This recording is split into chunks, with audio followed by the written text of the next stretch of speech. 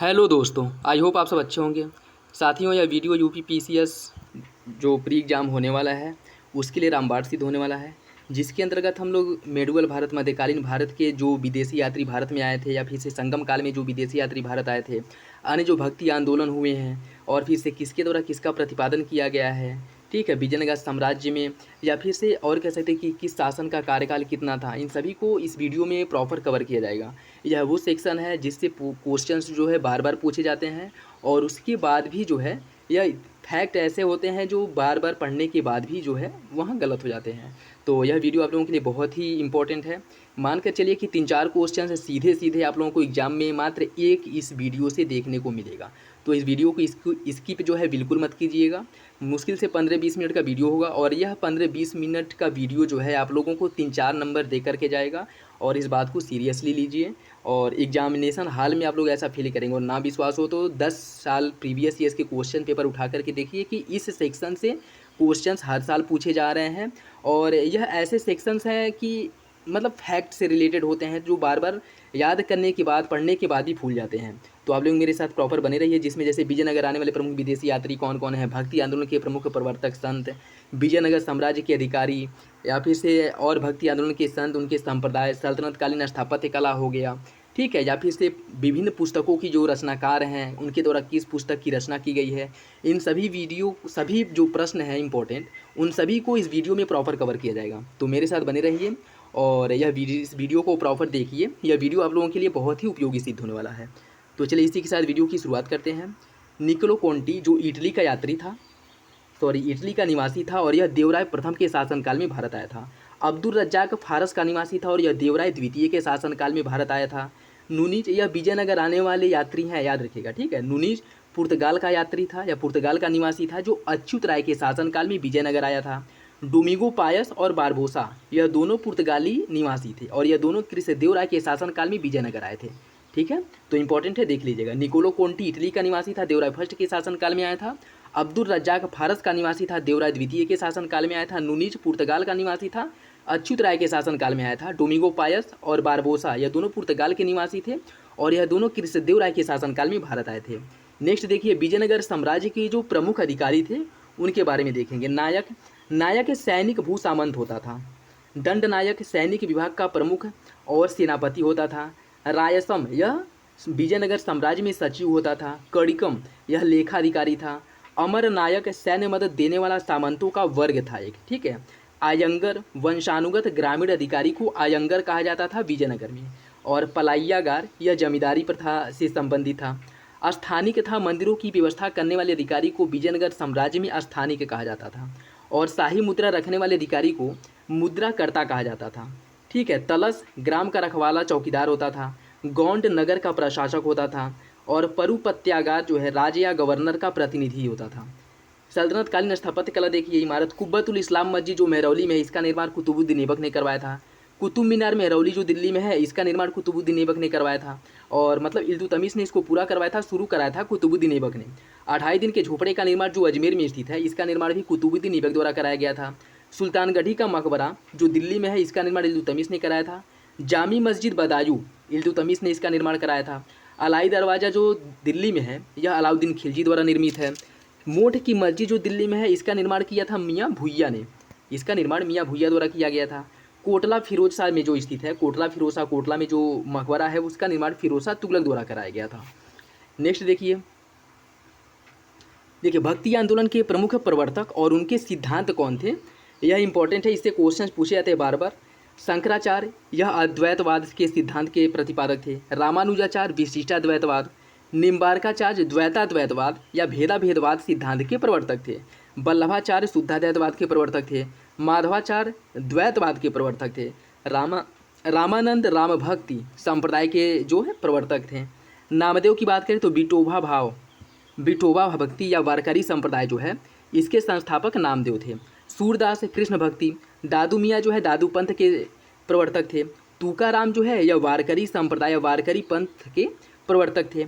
चैतन्य महाप्रभु अचित्य भेदवाद के प्रवर्तक जो है वो चैतन्य महाप्रभु थे। तो यह देख लीजिएगा, इंपॉर्टेंट है। भक्ति आंदोलन के संत और उनके जो संप्रदाय हैं वह देख लीजिए, जैसे रामानुजाचार्य जो है यह श्री संप्रदाय से संबंधित है। माधवाचार्य ब्रह्म संप्रदाय से, वल्लभाचार्य रुद्र संप्रदाय से संबंधित है, गोविंद प्रभु का संबंध है महानुभाव पंथ से, निम्बार्क का संबंध है सनक संप्रदाय से, स्वामी हरिदास का संबंध है सखी संप्रदाय से, चंडीदास का संबंध जो है बाउल संप्रदाय से है, और नित्यानंद गोस्वामी का संबंध चैतन्य पंथ से है, दादू दयाल यह दादू पंथ से संबंधित है, रामानंद रामावत संप्रदाय से, और निरंजन जो है निरंजनी संप्रदाय से। तो और देखिए मुगल कालीन प्रमुख अनुवादित पुस्तक, देखिए महाभारत का रजमनामा, महाभारत जिसका अनुवाद जो है रजमनामा के नाम से किया गया था फारसी भाषा में, और इसका अनुवाद किया था बदायूनी और नकीब खां द्वारा, ठीक है, इसका जो है अनुवाद किया गया था। रामायण का अनुवाद फारसी भाषा में बदायूनी ने किया था। राज तरंगड़ी का फारसी भाषा में अनुवाद शाही मुहम्मद साबादी द्वारा किया गया था। और इसके बाद लीलावती का फारसी भाषा में अनुवाद किया था फैजी ने। पंचतंत्र का फारसी भाषा में अनुवाद अबुल फजल द्वारा किया गया था। बाबरनामा का फारसी भाषा में अनुवाद अब्दुल रहीम खाने खाना द्वारा किया गया था, ठीक है। और नल दमयंती का फारसी भाषा में अनुवाद फैजी द्वारा किया गया था।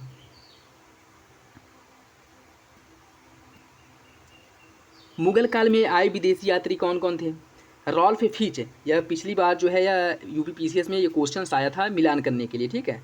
रॉल्फ फिच जो ब्रिटिश था और यह अकबर के शासनकाल में भारत आया था। सर टॉमस रो और कैप्टन हाकिन्स, यह दोनों भी ब्रिटिश थे और यह जहांगीर के शासनकाल में भारत आए थे। फ्रांसिस बर्नियर और पीटर मुंडी, फ्रांसिस बर्नियर जो है यह फ्रांसीसी निवासी था, शाहजहाँ के शासनकाल में आया था। पीटर मुंडी ब्रिटिश था, यह भी शाहजहाँ के शासनकाल में आया था। निकोलो मनुची यह इटली का निवासी था, शाहजहाँ के शासनकाल में आया था। ट्रेवर्नियर जो है यह फ्रांसीसी था जो शाहजहाँ के शासनकाल में आया था। तो फ्रांसिस बर्नियर और ट्रेवर्नियर ये दोनों फ्रांसीसी थे जो शाहजहाँ के शासनकाल में आए थे। पीटर मुंडी और निकोलो मनुची, जिसमें पीटर मुंडी ब्रिटिश था और निकोलो मनुची इटली का था, यह दोनों भी शाहजहाँ के शासनकाल में भारत आए थे। तो यह जो है विदेशी यात्री हैं और किसके शासनकाल में आए थे देख लीजिएगा। मुगल कालीन स्थापत्य कला की बात करें, काबुली बाग मस्जिद का निर्माण जो है यह पानीपत में स्थित और इसका निर्माण बाबर ने करवाया था। संभल मस्जिद रुहेलखंड में है और इसका निर्माण बाबर ने करवाया था। बाबरी मस्जिद है अयोध्या में, मीर बाकी द्वारा इसका निर्माण कराया गया था। फतेहाबाद मस्जिद हिसार में है और इसका निर्माण कराया गया था हुमायूं द्वारा। दीन पनाह भवन दिल्ली में है, इसका निर्माण हुमायूं ने कराया था।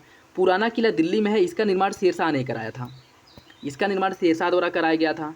ताजमहल आगरा में है, निर्माण शाहजहाँ ने कराया था। शेरशाह के मकबरा है सासाराम बिहार में, निर्माण शेरशाह ने कराया था। हुमायूं के मकबरे का निर्माण जो है वह हमीदा बानो बेगम ने करवाया था और यह दिल्ली में स्थित है। आगरा का किला आगरा में है, निर्माण अकबर ने करवाया था। खास महल फतेहपुर सीकरी में है, निर्माण अकबर ने कराया था। दीवाने आम दीवाने खास पंचमहल, जामा मस्जिद बुलंद दरवाज़ा, ठीक है। और शेख सलीम चिश्ती का मकबरा, इस्लाम खां का मकबरा, ये सभी कहाँ पे? फतेहपुर सीकरी में है और इन सभी का निर्माण अकबर द्वारा कराया गया था। वीडियो पॉज करके आप लोग एक बार अच्छे से पढ़ लीजिएगा, ठीक है। नेक्स्ट है इलाहाबाद का किला, यह भी अकबर द्वारा निर्मित है लेकिन यह इलाहाबाद में स्थित है। अकबर का मकबरा जो है यह है आपके सिकंदरा में और इसका निर्माण करवाया था जहांगीर ने। एतमादुद्दौला का मकबरा आगरा में है, इसका निर्माण नूरजहाँ ने कराया था। नेक्स्ट देखिए, नेक्स्ट जहांगीर का मकबरा जो शाहदरा लाहौर में है, भारत के बाहर स्थित मकबरा है, ठीक है। और इस क्वेश्चन जो है एक बार पूछा था कि कौन सा मकबरा या किसका मकबरा जो है भारत के बाहर स्थित है, तो जहांगीर का मकबरा जो है शाहदरा लाहौर में है और इसका निर्माण करवाया था नूरजहाँ ने। दीवाने आम दीवाने खास, देखिए एक जो दीवाने आम दीवाने खास आपके आगरा में है उसका निर्माण शाहजहाँ ने करवाया था, लेकिन जो आपके दीवाने आम दीवाने खास आपके यहाँ पे है, कहाँ पे? फतेहपुर सीकरी में, उसका निर्माण कराया था अकबर ने, ठीक है। तो इसमें कन्फ्यूज मत होइएगा, अगर आगरा पूछे तो वह इसका निर्माण शाहजहाँ ने करवाया था और फतेहपुर सीकरी पूछे तो उसका निर्माण अकबर ने कराया था। दीवाने आम दीवाने खास, मच्छी भवन, शीश महल, नगीना मस्जिद, मोती मस्जिद, जामा मस्जिद, शाहजहानाबाद, यह सभी जो है आपकी आगरा में स्थित है और इन सभी का निर्माण शाहजहाँ द्वारा कराया गया था, ठीक है। शाहजहानाबाद जो है दिल्ली में है, इसका निर्माण शाहजहाँ ने कराया था। लाल किला यह भी शाहजहाँ द्वारा निर्मित है और दिल्ली में स्थित है। दीवाने आम, दिल्ली के अंदर दीवाने आम का निर्माण कराया था शाहजहाँ ने। दीवाने खास ये भी दिल्ली के लाल किले के अंदर है और इसका निर्माण भी शाहजहाँ ने करवाया था। मोती महल दिल्ली में है, निर्माण शाहजहाँ ने कराया था। हीरा महल ये भी दिल्ली में है, इसका निर्माण भी शाहजहाँ ने कराया था। रंग महल दिल्ली में है, इसका निर्माण भी शाहजहाँ ने करा था। राबिया उद दौरानी का मकबरा औरंगाबाद में है और इसका निर्माण जो है औरंगजेब ने करा था। मोती मस्जिद है दिल्ली में, इसका निर्माण भी औरंगजेब ने करा था। मुगलकालीन साहित्य और लेखक देख लीजिए, तुजुके बाबरी जिसे बाबरनामा भी कहा जाता है, यह तुर्की भाषा में रचित है और इसका निर्माण बाबर ने, इसका लेखक जो है बाबर है या फिर से इसकी रचना बाबर ने की थी। हुमायूंनामा, इसकी रचना गुलबदन बेगम ने की थी फारसी भाषा में। तारीख़ रसीदी की रचना मिर्ज़ा हैदर दुगलात ने की थी फ़ारसी भाषा में। तज़किरात उल वाक़ियात की रचना जौहर आफ्ताबची ने की थी फ़ारसी भाषा में। वाक़ियात ए मुस्ताकी की रचना रिज़्क़ुल्लाह मुस्ताकी ने की थी फ़ारसी भाषा में। तोहफ़ात ए अकबर शाही या तारीख़ शेरशाही की रचना अब्बास खां शेरवानी ने फ़ारसी भाषा में की थी। अकबरनामा की रचना अबुल फजल ने फ़ारसी भाषा में की थी। तबक़ात ए अकबरी की रचना निजामुद्दीन अहमद ने की थी फ़ारसी भाषा में। तुजूक जहांगीरी या तुजूक ए जहांगीरी की रचना जहांगीर मोतमीर खां और हादी खां ने मिल करके की थी फ़ारसी भाषा में। पातशाहनामा की रचना मोहम्मद आमीन काजाविनी ने की थी। पातशाहनामा की रचना मोहम्मद आमीन काजाविनी ने की थी फ़ारसी भाषा में। शाहजहाँनामा की रचना इनायत खां ने फ़ारसी भाषा में की थी। मज्म उल बहरीन की रचना दारा सिको ने की थी फ़ारसी भाषा में। ठीक है, या मध्यकालीन या मुगलकालीन कुछ प्रमुख वो हैं, देख लीजिएगा। नेक्स्ट देखिए गुप्तकालीन प्रमुख घटनाएं। मुगल काल की जो प्रमुख घटनाएं हैं वो देखिए। 526 ईस्वी दिल्ली के सल्तनत इब्राहिम लोदी को पानीपत के युद्ध में बाबर ने हरा करके मुगल बादशाह की पदवी धारण की थी। 530 से लेकर के 40 हुमायूं के शासनकाल का पहला चरण है। 530 ईस्वी से लेकर के 540 ईस्वी, फिर 540 से लेकर के 555 तक शेर शाह द्वारा हुमायूं को पराजित करके दिल्ली पर अधिकार कर लिया गया था। फिर 1555 से 1556 हुमायूं खोए हुए राज्यों को फिर से वापस करता है और दिल्ली पर शासन संभालता है। 1556 से 1605 ईस्वी का शासन अकबर के शासनकाल के नाम से जाना जाता है। 1605 से 1627 तक जहांगीर का शासन था। 1627 से 1658 तक शाहजहां का शासनकाल था और 1658 से 1707 तक औरंगजेब का शासन था। 1738 से 1739 तक यह नादिर शाह का आक्रमण जो है इसी समय हुआ था। ठीक है, 1739 में नादिर शाह आक्रमण किया था मोहम्मद शाह के समय, जो मोहम्मद शाह जिसे रंगीला बादशाह भी कहा जाता है, उसके समय में नादिर शाह ने आक्रमण किया था 1739 ईस्वी में। 1761 जिसमें अहमद शाह अब्दाली ने पानीपत के तीसरे युद्ध में मराठों को पराजित किया था। 1765 बंगाल की दीवानी अधिकार ईस्ट इंडिया कंपनी को सौंप दी गई थी। और 1857 जिसमें अंतिम मुगल बादशाह बहादुर शाह जफर को अंग्रेज गद्दी से हटा करके रंगून भेज देते हैं, जहां 1862 में इनकी मृत्यु हो जाती है। नेक्स्ट देखिए मुगल वंश के प्रमुख शासक और उनके कार्यकाल। बाबर 1526 से 1530, हुमायूं 1530 से 40, फिर 1555 से 1556, अकबर 1556 से 1605, जहांगीर 1605 से 1627, शाहजहां 1627 से 1658, औरंगजेब 1658 से 1707, बहादुर शाह प्रथम 1707 से 1712, जहादर शाह 1712 से 1713, फर्रुख सियर 1713 से 1719, मोहम्मद शाह जिसे रंगीला बादशाह कहा जाता है 1719 से 1748, अहमद शाह 1748 से 1754, आलमगीर द्वितीय 1754 से 1758। इसके बाद है शाह आलम द्वितीय 1759 से 1806, अकबर द्वितीय 1806 से 1837 और बहादुर शाह द्वितीय या बहादुर शाह जफर 1837 से 1857। पिछली बार जो है यूपीपीसीएस में ये सभी मिलान करने के लिए आए थे। ठीक है, इसमें से 4 शासक थे वो जो मिलान करने के लिए दिया था, तो क्वेश्चन जो है बन सकते हैं किसी भी तरह से, देख लीजिएगा। नेक्स्ट है मुगलकालीन प्रशासनिक अधिकारी, यह इंपॉर्टेंट है।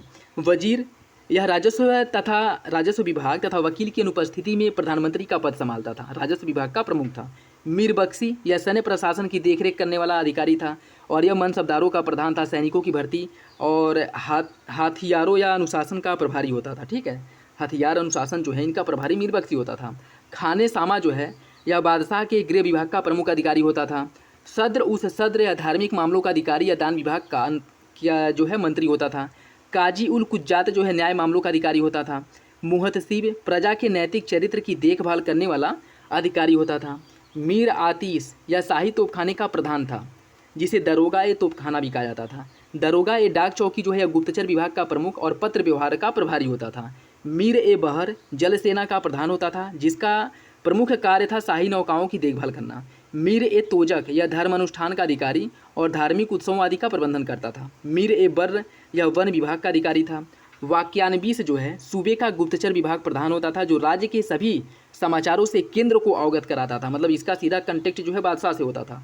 खुफिया नबीस यह गुप्त रूप से केंद्र को महत्वपूर्ण खबरें देता था, जिसके बारे में जानकारी किसी को नहीं होती है। ठीक है, यह मुख्यतः जो शासक होता है उससे संबंधित होता है और यह सभी जो गुप्त सूचनाएं होती हैं सीधे शासक को देता था। हरकरा यह जासूस और संदेहवाहक दोनों होता था। वितिक्ची अमल गुजार के बाद सरकार में राजस्व विभाग का दूसरा अधिकारी था। मुनसरीफ राज्य की आय व्यय का लेखा जोखा करता था। मुस्तौफी मुनसरीफ द्वारा तैयार किए गए आय व्यय के लेखा जोखा की जांच मुस्तौफी करता था। आमिल या जिसे करोड़ी भी कहा जाता है, यह अकबर ने अपने शासनकाल के 18वें वर्ष में गुजरात, बिहार और बंगाल को छोड़कर के पूरे भारत में 1 करोड़ दाम के आय वाले परगने में मालगुजारी वसूलने के लिए आमिल या करोड़ी नामक अधिकारी को नियुक्त किया था। और मुतस्ती जो है यह बंदरगाहों के प्रशासन की देखभाल करने वाला अधिकारी था। तो यह जो है मध्यकालीन भारत से संबंधित कुछ महत्वपूर्ण फैक्ट हैं जो आपके एग्जाम की दृष्टि से बहुत ही महत्वपूर्ण हैं। और 14 तारीख के लिए बेस्ट ऑफ लक। यह वीडियो आप लोग जरूर देख करके जाइएगा, इससे आप लोगों को सीधे सीधे क्वेश्चन देखने को मिलेगा। और अगर चाहते हैं कि प्राचीन भारत और आधुनिक भारत के जो फैक्ट हैं उनका भी वीडियो बनाया जाए तो कमेंट बॉक्स में कमेंट करके बता सकते हैं। चलिए मिलते हैं अगले वीडियो में, तब तक के लिए धन्यवाद। जय हिंद।